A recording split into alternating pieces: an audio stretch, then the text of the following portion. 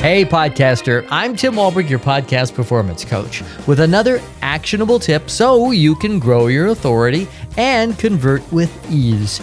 Today's tip is a review of the Focusrite Vocaster Two. This is the audio interface I've been using for the past 4 months on the road from Costa Rica and Mexico. I'll tell you if it was the right choice for me on the road and if it might be the right piece of equipment for you as a podcaster, whether you're considering it to use it for travel or for your own studio.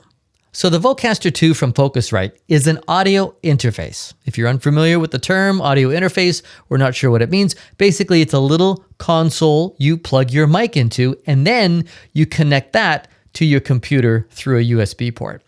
On the road, I was using it to record my podcast and using it for Zoom meetings, so both my wife and I each had separate mics on our coaching calls.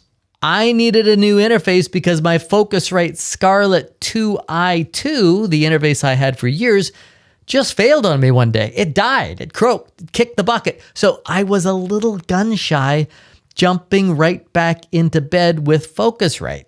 Meanwhile, a lot of people online were calling the Vocaster 2 a game changer. But when I saw the software for it, I was a little hesitant. I like the manual control of dials and knobs. The more, the better for me. So going digital by having a virtual control room and the physical audio interface made me a little nervous. But I still liked it over all the other interfaces I was comparing it to while I was shopping. So I bought one. Yes, I bought it. I wasn't given one as a freebie to review. And at $250 US, I think it was totally worth it. So let me be clear. You cannot just plug in a USB mic into this interface. This interface is for XLR mics only. This is the 3-pin cable connection. If you're a solo podcaster and are using a USB mic like the ATR 2100, the Samson Q2U, or the Shure MV7, you likely don't need an interface because you can just plug those mics directly into your computer and you're done. The good thing about these mics is that they have both XLR and USB capabilities. So you can use them on their own on your computer or plug them into the Vocaster 2 via XLR cables if you want two people on two different mics. So here's why I love the Focusrite 2. Spoiler alert, yeah, I'm all in on this. It looks good. It feels good. The setup was easy. It's small enough to travel and it has enough juice to power mics like the Shure SM7B, the mic that Joe Rogan uses. Some of these bigger mics need extra boosters or external preamps, but the Vocaster 2 doesn't need the extra boost, which means you don't need these little extra preamps, so that means less stuff to carry around. I brought the Shure MV7 and the ATR 2100 on the road with me, so I had both kinds of cables and headphones, and I was good to go.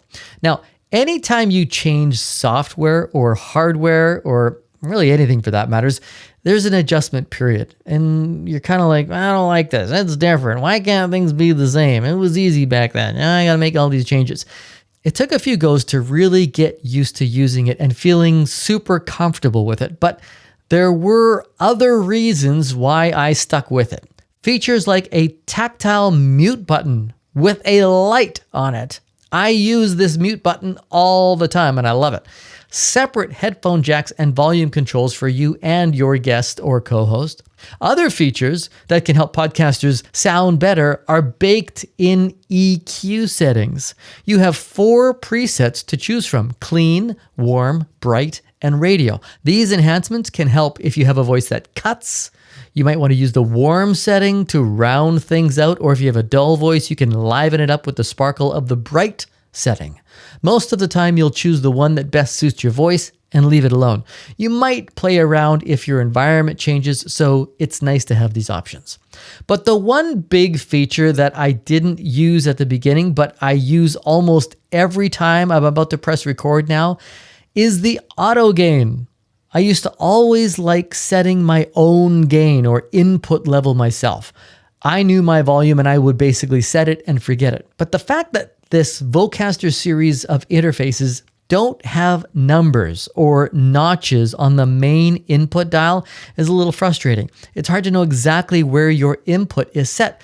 So using the auto gain is a no-brainer. This is a one-button action that monitors your voice for 10 seconds and sets the level automatically. It records it at a level you may think is a little quieter than you're used to, but it's done it for a reason because it allows you plenty of room to bump it in post. It's smarter than you. A lot of the time, podcasters record too hot, too loud, or overmodulated and have distorted audio.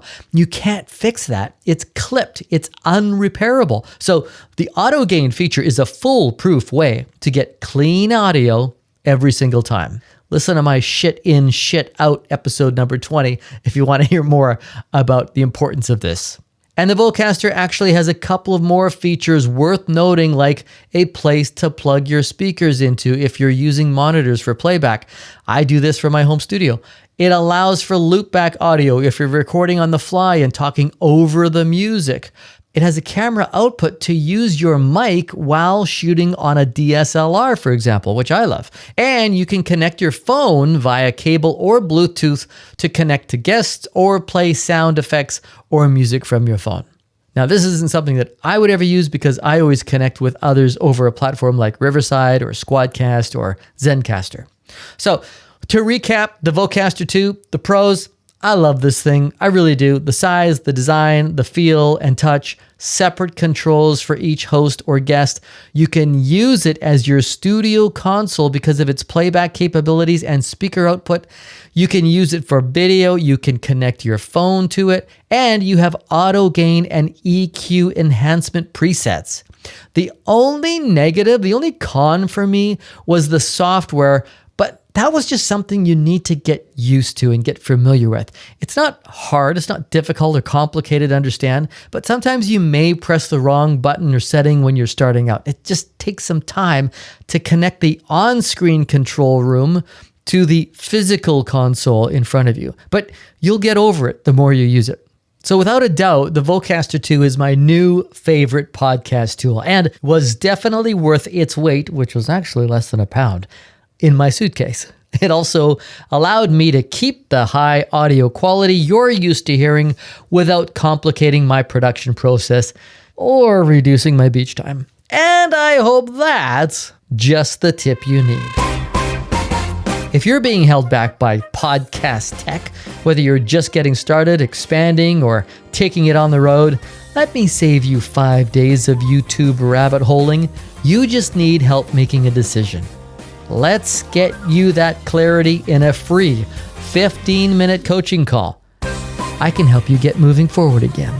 Book your free 15-minute coaching call by using the link in the show notes or by going to podcastperformancecoach.com.